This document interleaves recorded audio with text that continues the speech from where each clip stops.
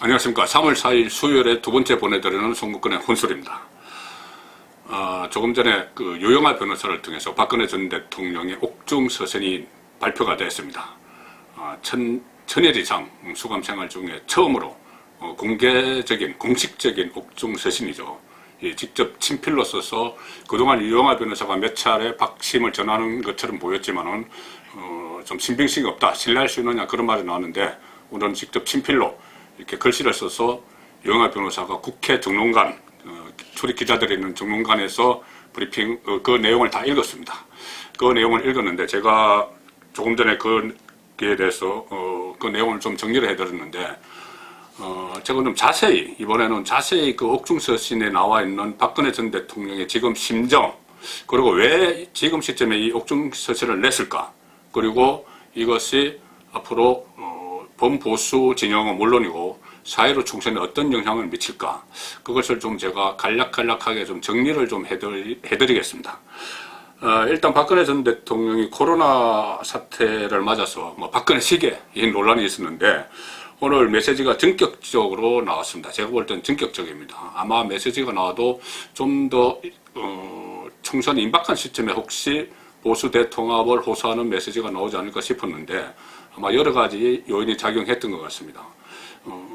얼마 전에 이 미래통합당이 출범을 할 때 유영하 변호사, 유일하게 박근혜 전 대통령을 면담하는 유영하 변호사가 탈당을 했죠. 탈당을 했기 때문에 혹시 박근혜 전 대통령의 어중에 실린 거 아니냐, 그래서 박근혜 전 대통령이 미래통합당에 대해서 탐탁치 않게 생각하는 거 아니냐, 그런 분석이 나왔는데, 오늘 메시지에서는 기존의 거대 야당을 중심으로, 그러니까 미래통합당을 중심으로 뭉치라는 메시지가 나왔습니다. 그러니까 그것은 잘못된 해석이었고, 아마 유영하 변호사가 박심을 잘못 읽었을 수도 있습니다.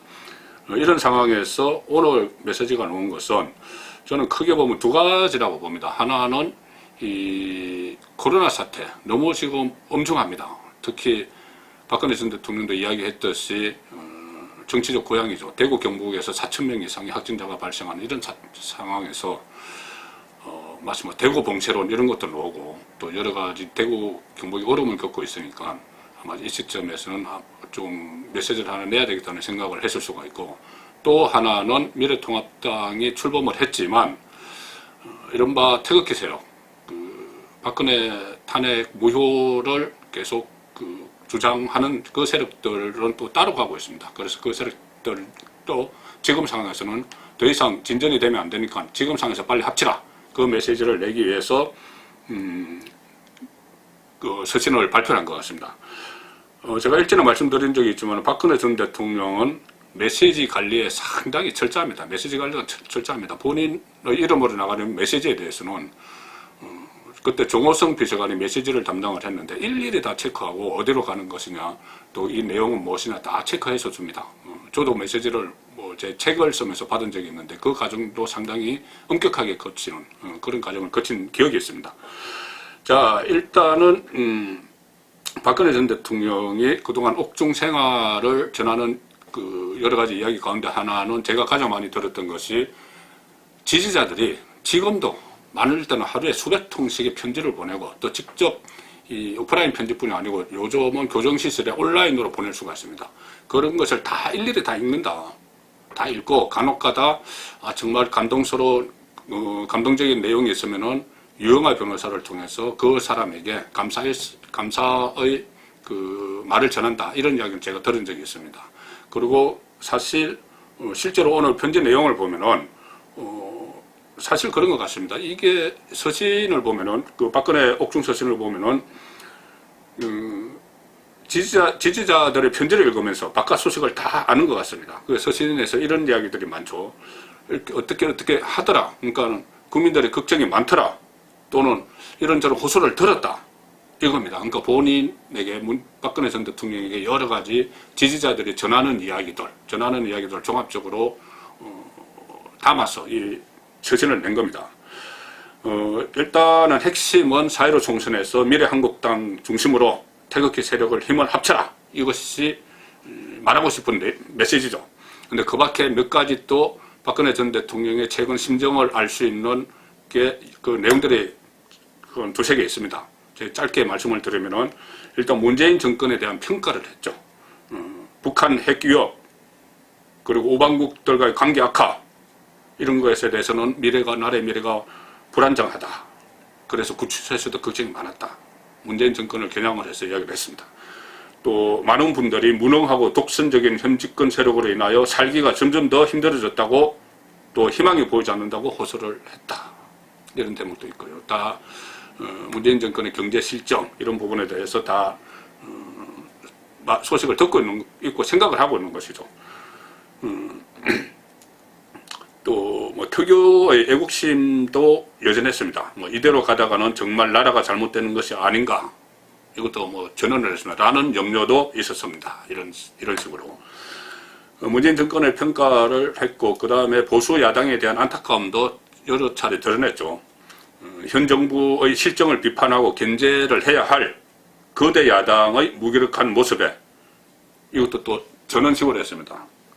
울분이 터진다는 목소리들도 많았습니다. 이렇게 얘기를 했죠. 뭐 탄핵 과정에서 바른정당과 뭐 새누리당이 바른정당과 한국당으로 갈라진 이거 외에도 그 이후에 대선, 지방선거 이것을 거치면서 계속 야권이 분열하는, 보수가 분열하는 그 상황도 다 듣고 파악을 하고 있었던 것이죠. 자, 그렇지만 제 말 한마디가 또 다른 분열을 가지고 있다는 우리의 친북을 택했다. 뭐 이렇게 이야기를 했습니다. 자, 그리고 또 한 가지는 제가 조금 전에 말씀드린 대로 특유의 애국심, 박근혜 전 대통령은 뭐 특유의 애국심을 자주 발휘를 했죠. 뭐 나라와 결혼을 했다 이런 이야기까지 했었는데 이번 서신에서도 나라가 매우 어렵습니다. 뭐 서로 분열을 하지 말고 역사와 국민 앞에 하나된 모습을 보여주시기 바란다. 여러분의 애국심이 나라를 다시 이렇게 세울 수 있다. 저도 하나가 된 여러분들과 함께 하겠다. 이런 이야기를 쭉 했습니다. 자, 그런데 이것은 유영하 변호사가 오늘 이 서신을 발표를 했는데 지금 아마 여당, 야당 모두 내부적으로는 발칵 뒤집혔을 겁니다. 이 서신의 파괴력이 가늠하기가 힘듭니다. 지금으로서는. 조금 더 추이를 봐야 되는데, 일단 보수 진영에서는 박근혜 서신 전 그리고 서신 후에 완전히 다른 모습을 보일 수밖에 없습니다. 이런 말을 했죠. 박근혜 전 대통령이 기존의 거대 여당을 중심으로 태극기 들었던 여러분 모두가 하나로 힘을 합쳐 주실 것을 호소드립니다. 이렇게 했습니다. 이것은 그동안 간간히 있었던 보수 진영 안에 있었던 박근혜 마케팅, 박심은 모르는데 어쨌든 박근혜 마케팅을 벌였던 그 세력들에 대해서 그 마케팅이 종식된 것을 의미합니다. 홍문종 의원 같은 경우도 뭐 신당을 창당하면서 내 신당을 창당하면 박근혜 전 대통령이 메시지를 가져오겠다 했는데 메시지가 없으니까는 송구하다, 죄송하다 이렇게 뭐 고개를 숙였죠. 그리고 자유공화당 어제 출범을 했습니다. 조원진 대표의 우리공화당, 그리고 김문수 대표의 자유통합당이 통합을 해서 자유공화당이 출범을 했죠.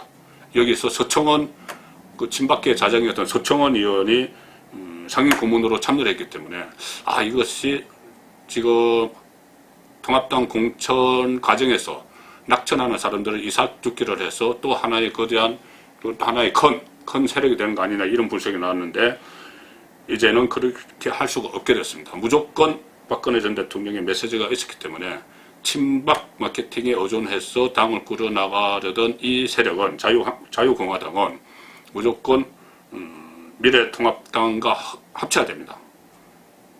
미래통합당, 그러니까 거대 야당을 중심으로 힘을 보태라 이렇게 했기 때문에 미래통합당이 흡수가 되는 과정을 겪겠죠. 자, 이 부분에 대해서 제가 조금 후에 다시 전혀 다른 이야기를 하나 드리겠습니다. 그리고 태극기를 들었던 여러분들 모두가 하나로 힘 합쳐달라 이렇게 이야기를 했습니다. 이것은 어떤 말이냐면 한교안 대표에게 던지는 메시지가 될 수가 있습니다. 그러니까 이 조원진을 비롯해서 뭐 홍문종이 될 수도 있고 김문수도 될 수도 있고 친박으로서 지금까지 계속 광화문 집회에 참석하고 했던 사람들도 이 힘을 합칠 테니까, 그러니까 거대 야당을 이끌고는 한교안 대표도 이들을 좀 어떻게 보면은 배려해달라는 그런 메시지일 수가 있습니다. 그래서 이것은 좀 그 한교안 대표 입장에서 보면은 조금 어떻게 보면 곤란한 문제일 수가 있죠. 왜 그러냐면 오늘 이 서신을 발표했던 유영하 변호사가 그 전에 한교안 대표가 정치 입문을 하면서 그 한국당 당대표 경선에 나섰을 때 TV조선에 출연을 해서 마치 박근혜 전 대통령이 탄핵을 당했을 때 대통령 권한 대행을 지낸 한교안 전 총리에 대해서 서운한 감정이 있는 것처럼 그렇게 이야기를 했습니다. 그래서 한교안 대표 진영에서도 이거 그 박근혜 전 대통령의 박심이 우리에게 있지 않는 거 아니냐 뭐 그런 분석들이 나왔었죠. 그런데 오늘 거대 야당을 중심으로, 이 말은 인물로 하면은 한교안 대표를 중심으로가 되는 겁니다. 그래서 일면 힘을 실어줬다고 볼 수도 있죠. 그렇지만 한교안 대표 입장에서는 이 부담을 가질 수가 있는 것이죠. 왜 그러냐면은 조원진이나 홍문종이나 또 기타 등등 이 친박 세력이 같이 들어오면은 지금 한국당 통합당 공천이 한창인데 교통정리를 다시 해야 될 상황이 올 수가 있습니다. 이게 상당히 좀 부담이 되는 것이죠. 그리고 박근혜 전 대통령의 오늘 메시지는 제가 볼 때는 상당히 다목적이고 또 면밀한 계산이 되어 있다고 봅니다. 하나는 뭐냐면 이런 말을 했죠. 저희 말 한마디가 또 다른 분열을 가져올 수 있다는 우려에 침묵을 택했습니다. 그동안 택했습니다. 이 이야기 뭐냐면 그동안 여건이 박근혜 전 대통령을 선거에 임박해서 어떤 형태로든 석방을 하면은 보수가 분열될 것이다. 그런 전략을 항상 갖고 있었습니다. 지금은 약간 그 카드를 숨기고 있었지만은 지금 코로나 사태로 여론이 정말 악화되면은 그 카드가 마지막에 쓸 수도 있었죠. 그런데 이 박근혜 전 대통령이 오늘 이런 메시지가 나옴으로 해서 보수 다 뭉쳐라 이런 메시지가 나옴으로 해서 여권의 총선 카드, 이 카드는 박근혜 석방 카드는 또 적게 됐습니다. 자, 이런 여러 가지 이 파급 효과를 낼 텐데, 자, 한교안 대표 입장에서 다시 한번 보면은 마냥 좋기만 하지 않을 수가 있습니다. 왜 그러냐면은 말씀드린 대로 이 공천, 교통 정리를 다시 해야 되는 그런 부분도 있지만은 아마 큰 부분에서는 박근혜 전 대통령이 그런 이야기를 했죠. 저도 하나가 된 여러분들과 저도 함께 하겠다. 이 이야기가 상당히 정치적으로는 의미가 있습니다. 자, 이것이 이 총선에서 화두가 되고 또 이 하나가 된 여러분들과 함께 하겠다. 이것을 박근혜 마케팅의 여러 후보들이 활용을 하면은 이번 총선이 한교안 대표가 중심이 돼서 치르려고 했는데 한교안 대표의 존재감보다 박근혜 전 대통령의 존재감이 앞설 수 있는 그런 상황이 될 수 있는 것이죠. 그래서 어쨌든 정치는 상당히 미묘합니다. 이런 부분도 모든 것이 뭐 보수 진영 입장에서는 모든 것이 다 좋을 것 같지만은 또 그렇지 않은 부분도 있습니다. 물론 여기에 대해서 어떻게 대처를 하는지 그것은 정치인들의 역량이겠죠. 그래서 박근혜 전 대통령의 그 옥중 서신이 일단은 큰 파괴력을 가질 것으로 예상이 되는데 이것을 각 정파가 또 앞으로 어떻게 활용을 해 나갈지 그것은 또 지켜볼 문제입니다. 송근의 혼술이었습니다.